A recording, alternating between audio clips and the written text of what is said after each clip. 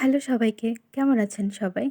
আশা করছি সবাই ভালো আছেন। আমিও ভালো আছি। আজকে আপনাদের সাথে শেয়ার করতে চলে এসেছি আমার দিদির বাড়ি দুপুরবেলা কি খাওয়া-দাওয়া করলাম। ঈদের আগের দিন দুপুরবেলা দিদির বাসায় আমার দাওয়াত ছিল। চাকরি সূত্রে দাদা খুলনার বাইরে থাকলেও এই সময় ছুটিতে বাসায় এসেছেন এবং আসার পরে দিদি আমাকে ফোন দিয়েছে বেড়াতে যাওয়ার জন্য আমাকে এবং আমার ছোট বোনকে। তো আমরা দুজন রেডি হয়ে সকাল, সকাল চলে গিয়েছিলাম। তো এটা হচ্ছে আমাদের দুপুরবেলার খাবারের ভিডিও। ১ম এই ছিল সজনা, আলু, পটল দিয়ে ডিমের একটা ঝোল। আর এটা আমি ১ম এই নিয়ে নিয়েছিলাম। ডাল নিতে ডালের কথা মনেই ছিল না। পরবর্তীতে ডালের কথা মনে হওয়ার পরে আমি এটা ডাল নিয়েছি। কারণ ছোলার ডাল আমার খুবই পছন্দ। আর এই রান্নাটাও কিন্তু হয়েছিল একদমই চুই ঝাল দিয়ে সজনা, আলুর তরকারিটা অনেক ভালো লেগেছে খেতে। তারপরে নিয়েছিলাম মাছের ঝোল।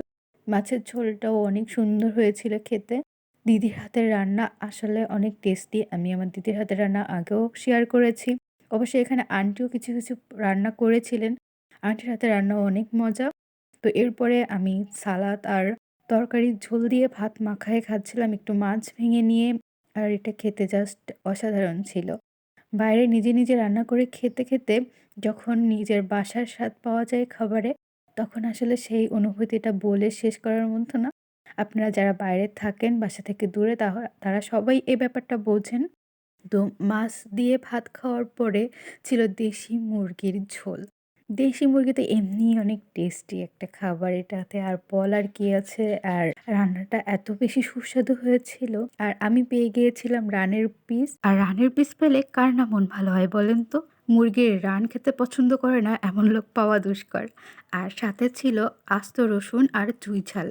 মাংসের আস্ত রসুন খেতে আমার খুবই ভালো লাগে। আর রান্নাটা হয়েছিল আলু দিয়ে আর রান্নাটা জাস্ট অসাধারণ হয়েছিল। চাকরির সূত্রে বাইরে থাকলেও দিদি যখনই বাসায় আসে খুলনাতে তখনই কিন্তু সবার আগেই ফোন দেয় যাওয়ার জন্য।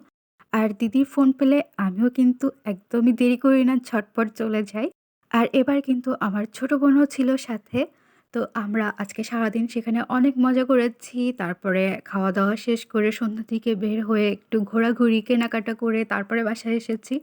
দিদি অনেক জোর করছিল রাতে থাকার জন্য। কিন্তু যেহেতু দিদির বাসা থেকে আমাদের বাসা খুব বেশি দূরে না আর সামনে এক্সাম, তাই আমরা আর থাকিনি। কিন্তু তারপরেও দিদি কিন্তু সব খাবার-দাবার প্যাক করে দিয়ে দিয়েছে যাতে বাসায় এসে আমাদের আর রান্না-বান্না বা কষ্ট করা না লাগে এজন্যে।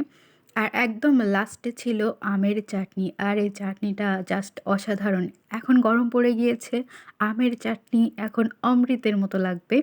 আর দিদির বাসায় যেয়ে এবছরের আমার ১ম আমের চাটনি খাওয়া হয়েছে। আর চাটনিটা দিদি এত সুন্দর রান্না করেছিল। আর এরপরে ছিল দই আর কোল্ড ড্রিংকস যেগুলো খাওয়ার জায়গা তখন পেটে ছিল না। পরবর্তীতে খেয়েছিলাম। তো আজকে এই পর্যন্ত সবাই ভালো থাকেন। টাটা।